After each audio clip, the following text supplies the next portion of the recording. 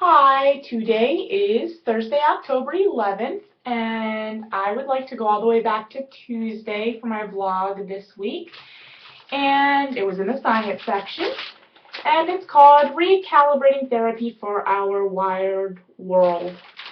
And basically the entire science section this week was about all of the changes that the medical field is facing due to technological advances and how it's, helping and hurting certain things.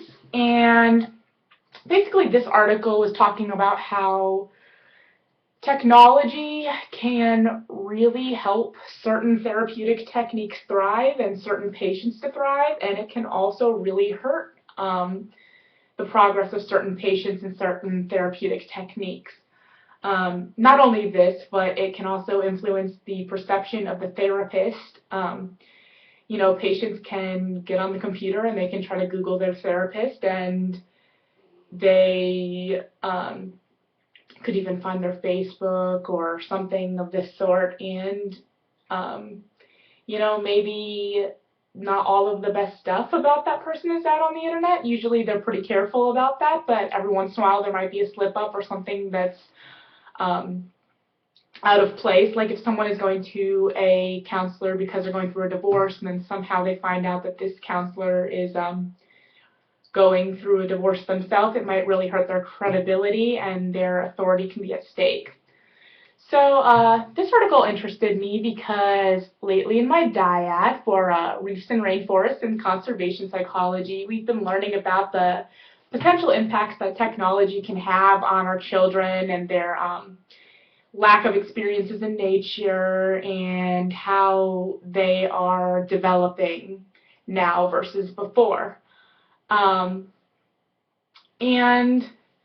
so this is another big way that technology can interfere with life today, or help or hurt, or whatever way you might want to look at it personally. Therapists didn't have this problem before. They didn't have to worry about their patient going home and Googling them and trying to find out information about them or anything. So that's definitely a point this article drives home.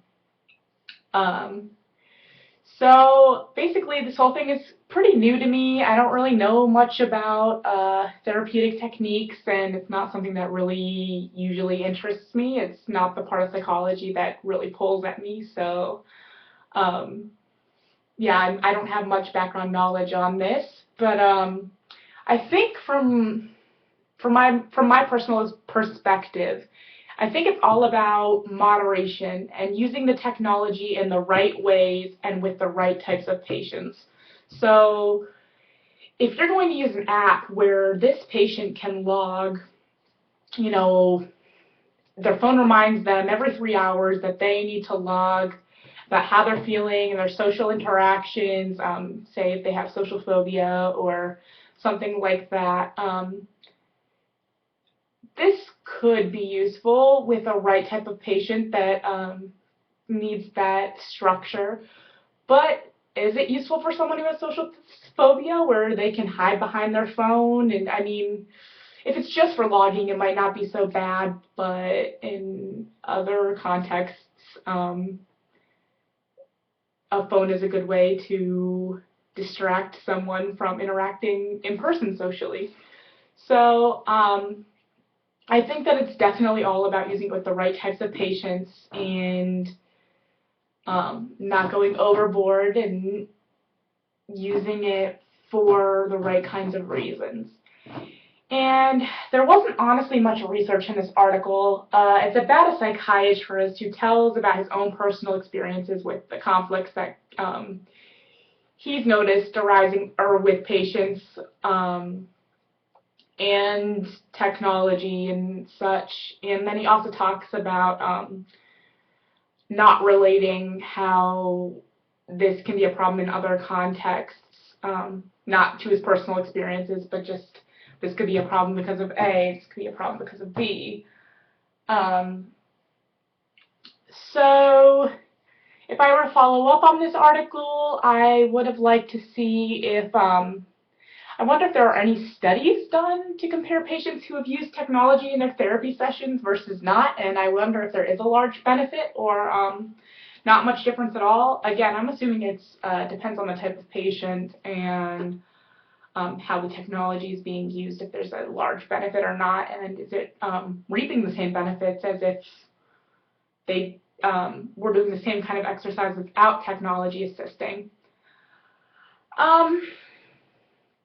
And the only outside resources this article lists in the website are pages to describe different disorders, and you can read any of these. There's major depression and social phobia, and I think there's anxiety something, and borderline personality disorder and things like that.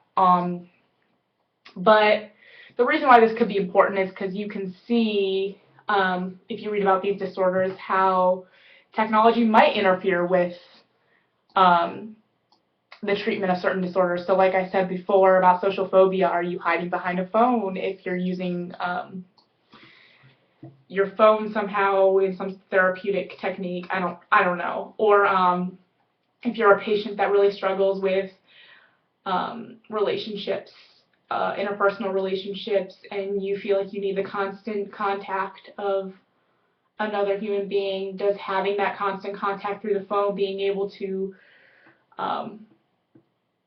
usually I wouldn't think that therapists would provide their personal phone numbers, but being able to immediately somehow contact, maybe not a therapist, but if you're learning how to deal with problems on your own, and